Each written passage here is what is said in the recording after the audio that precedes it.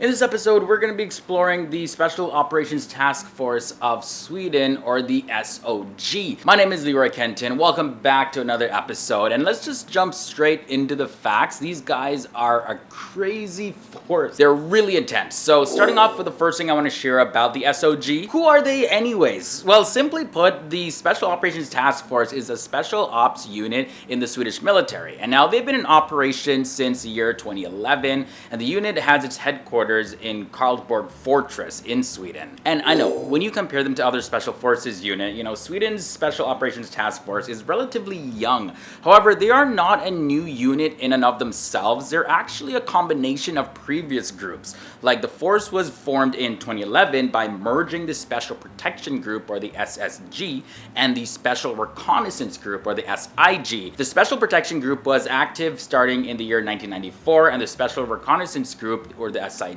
was one of the two Sweden Special Operations units that was created back in 2007. And in the year 2007 was when it actually broke away from the Swedish Parachute Ranger School, but that dates all the way back to the 1950s. When it comes to the personnel who are selected to join this force, they're trained and equipped for air, sea, and land infiltration, as well as logistic, technical, and also medical support. Now, the SOG also consists of two response units. There's the IE1, and they're focused on combat tasks, and then there's the IE2, and that's focused on intelligence gathering. And the IE2 is actually known to use female intelligence agents to conduct certain human intelligence operations. The SOG's operations are of great strategic importance, so of course they cannot be conducted and accomplished with certain conventional forces and weapon systems. And their combat missions can range from eliminating high-valued targets, or maybe collecting objects of importance, and even conducting complex rescue operations. So with that said,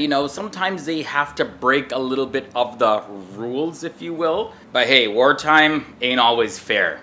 Now, special reconnaissance as well as intelligence gathering by the SOG is intended to gather information of great importance about their enemy's activities, as well as enemy personnel or other information that they deem significant for their operations. Now, with that said, we've reached halfway in this episode, and that means we got 5 more facts to go. But before we jump into those facts, leave a like on this episode if you're enjoying it so far, and also if you want to see more videos like this. And if this is your first time here to FTD Facts, be sure to hit that subscribe button and ring that bell to be notified of our daily episodes. You'll definitely learn something new every day if you stick around with us. All right, so moving on to fact number 5, the SOG, they're always ready for action. Now, they can be deployed on short notice within a 6,000 radius of Stockholm, which is the capital of Sweden, as well as they can operate in any environment like jungles and mountains and deserts and subarctic and even urban landscapes. And because Sweden would never want the enemy to see them coming, the SOG's capabilities, as well as their equipment and their operational methods, as well as their past and current operations, and even the identities of their personnel, are kept secret. But what we do know is that the selection is open for members of the military.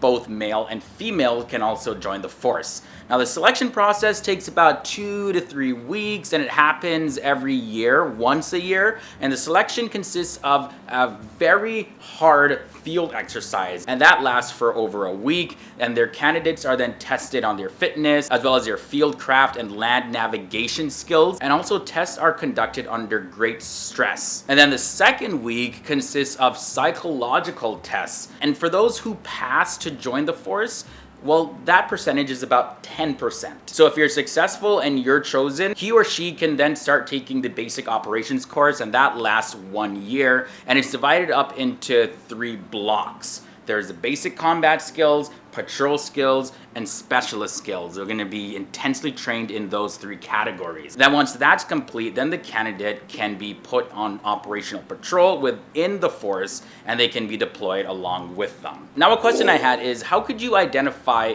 an SOG agent anyways? Well, the unit insignia is worn by each operator, and the combat uniform has a winged Norse dagger, and then there's a 6-pointed star on it as well. Now, personnel within the Swedish Special Operations Forces Forces, that's for people in the SOG. Now, its support units also wear an olive green beret with a black embroidered cap badge, and that's the only non-metal cap badge that's ever worn within the Swedish military. Now, I want to talk a little bit more about their training. So the personnel, they train at a secret location near Karlsborg that has a shooting range, as well as has a large multi-story CQB building with bullet-absorbing linings in the walls. The building also allows for helicopter landings on its roof, and also a lot of the training for the SOG happens internationally, and oftentimes they're done with other partnering nations of Sweden. And finally, the last thing I want to share about the Sweden Special Forces is this. The SOG differs quite a bit differently from the rest of the Swedish military. More specifically, they differ in their equipment as well as their armament. Now, one of the most notable differences that you'll see is their usage of a multicam rather than an M90. Also, personnel wear combat uniforms from Cry Precision as well as Arcturix. They also have a wide range of different plate carriers as well as Ops Core fast ballistic helmets. Also, other than the differences in the equipment that they use, the SOG also has different